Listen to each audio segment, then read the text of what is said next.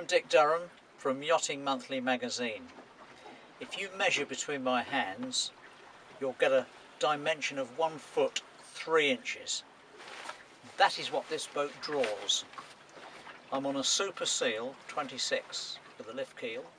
We're in Poole Harbour, and she has the manoeuvrability of a seal. This boat sails like a seal swims.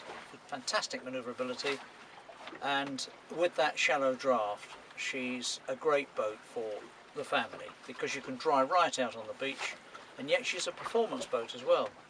5 foot 6 inches with the keel down.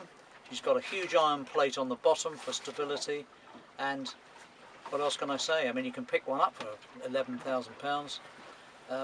Ahead of their time. Excellent little boat. Yeah, John Baker was the man who first brought these boats about, way sort of 40 years ago now in Exeter, and he built 90 odd of these before they're taken over by Parker Yachts, and they built another 10, so there's about just over 100 of the Super Seals around.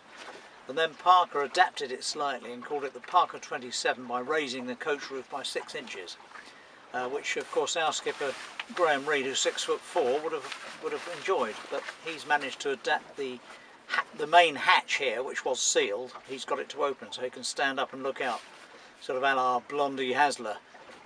For some peculiar reason, known only to some former editor, the Super Seal, great boat that it is, has gone under the radar of Yachting Monthly, and we've never tested one of these. So it's been 40 years on, and we're now doing it.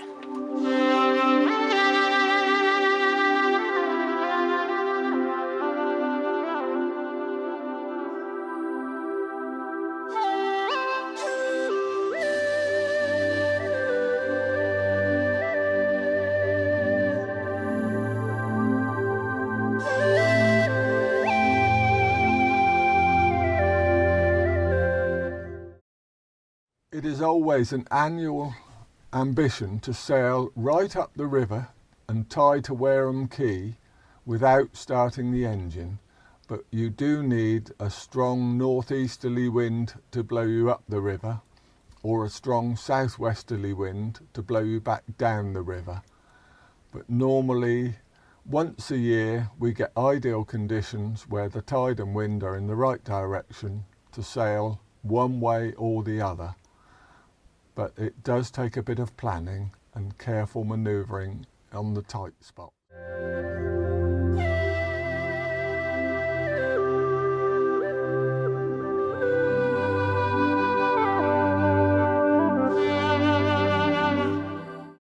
As we come up the river, we go round the bend, and as we approach Redcliffe Yacht Club, which you can moor up to in the week with prior consent from the yacht club, you then go through the shallow bit towards Wareham Quay.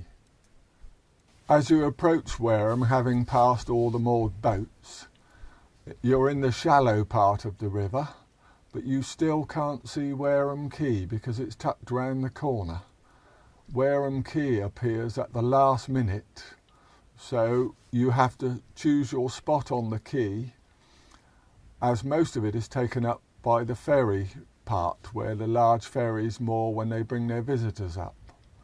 So you can tie there temporarily, but you have to move if the big ferry is coming up.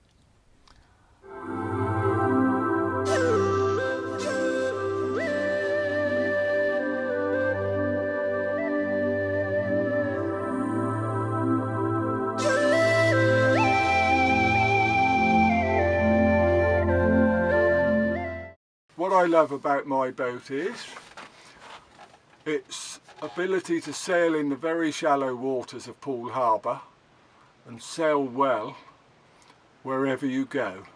You can do the big passages in a reasonable time, and when you get to the shallow harbours you can retract the keel and carry on in regardless of depth of water almost. In fact, when the water gets too shallow to sail, you step off and walk the rest of the journey because it's only 18 inches deep. So, although I've owned it for 25 years, I still get great enjoyment out of the little boat. So I have no reason to want another one, a bigger one. I can sail it on my own quite comfortably, and I can always find a crew that like to go round the back end of harbours that they wouldn't normally be able to access in their bigger boats. So what is there not to like about the Super Seal 26 with its ability to sail on a puddle or go to the Channel Islands? Well, not a lot really. It's a very cheap boat. You can pick one up cheaply. You can go pretty much anywhere in them. They are a bit tight on accommodation, as you might expect. They're designed to sleep 5 in 2 cabins. That's a rather optimistic description of the accommodation, but I don't personally have a problem with that. In fact, Graham, who sails quite a lot on his own, sailed for many years also with his wife before she finally got fed up with going offshore. So he takes a crew, and he told me that he went into Carteret not long ago, and the crew, who'd been used to a much deeper boat, said, "The chart shows it as grass." And Graham said, "Well, that's all right, this boat can sail in grass," which is good enough for me.